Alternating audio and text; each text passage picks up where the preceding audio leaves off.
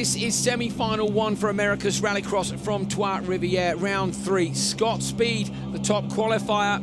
Can he win his semi-final and the final? It would be the first ever clean sweep in America's Rallycross if he does. Chris Atkinson alongside him. Next up, Tanner Faust, Scott's teammate, ended his day in the wall yesterday. Big recovery drive today. Rennie Munich in the start machine next to him. And bringing up the rear, Oliver Bennett.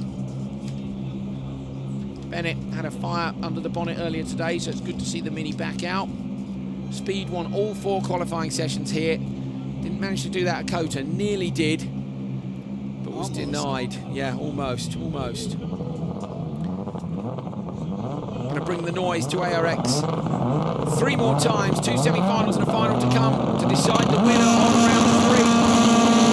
Outside the championship fight gonna be when we go back to Kota.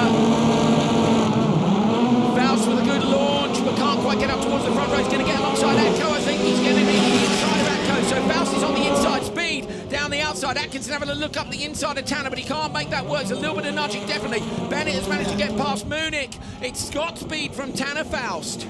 That was awesome. Those guys gave a little nudge. That's it. No big bump. Just let them know. Just squeezing in. Clever driving. So Faust now, he's got a tricky situation because with respect to Bennett and Munich, if he jokers now and drops behind them, he's going to be in trouble. We saw that happen at Kota. You remember he had to joker. He does not want to joker earlier. Atco jokered earlier, and it called him out. He got caught up behind someone, and it cost him a good race.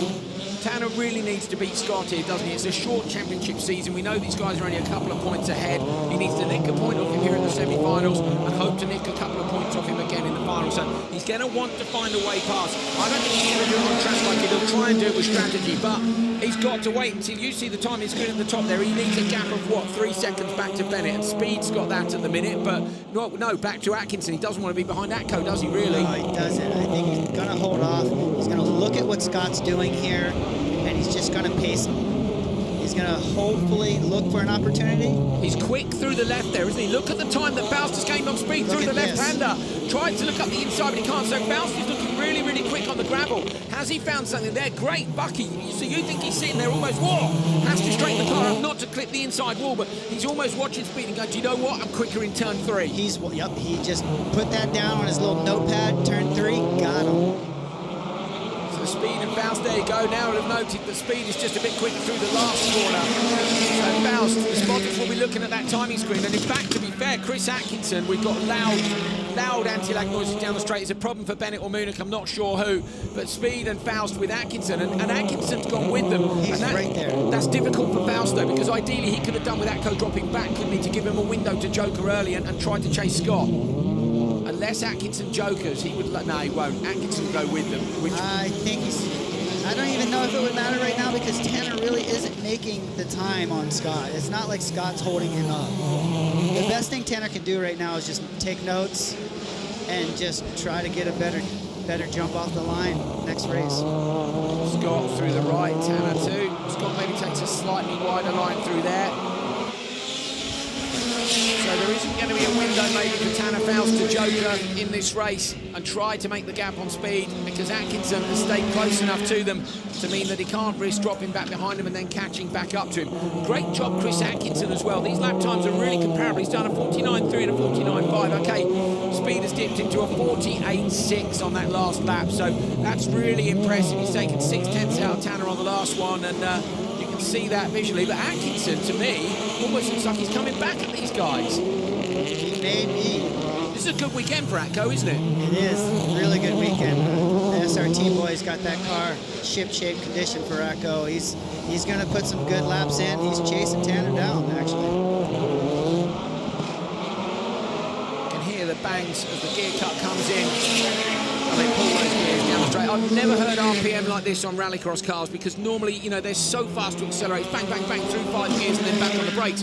But here, because these guys are pulling 6th at the end of the straight, we're really hearing them have to use that 600 horsepower. Yeah, it's amazing. The anti-lag, we're in such a sweet spot, too, because right where they start the lift, we can catch the anti-lag. Yeah, we're in a very cool spot on the roof here. I know we moaned about it a bit, but it's all good. We've got such a great vantage point. Faust, Atkinson, Speed still to joker. The gap now 1.1 between the two vehicles out front. Atkinson Atkinson is still there, Rennie Munich and Bennett. So Bennett's a long way off the back. I wonder if it was Bennett that had the issue when he came past us, because we heard a really loud, but Bennett's gone.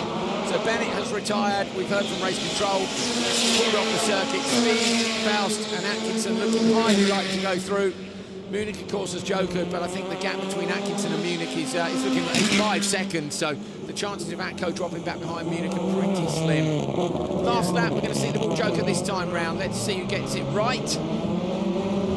Let's see if Scott keeps it tidy. Look at the loose gravel across the braking zone now, Bucky, where everyone's been sending it on the inside. Look at the blue groove right there on the inside, yeah.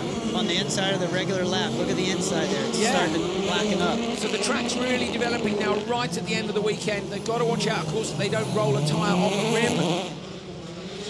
Control Cooper Tyres doing a brilliant job this weekend on this circuit as it's rutted up with the extra laps we've seen on it.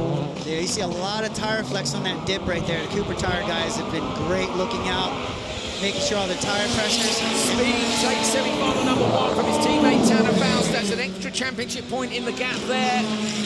Chris Atkinson goes through in third to put a Subaru through to the final. Rennie Munich in the start machine comes through fourth. But great to have Rennie with us on a long-haul event for him.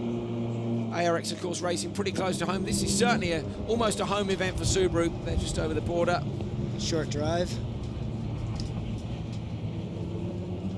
That boy right there is pretty dialed in that car. 100%. Scott Speed takes the win. 5:06.688 is the race time, but 6 championship points is the most important thing. Takes a 1 off Faust. Chris Atkinson, Munich and Bennett are out.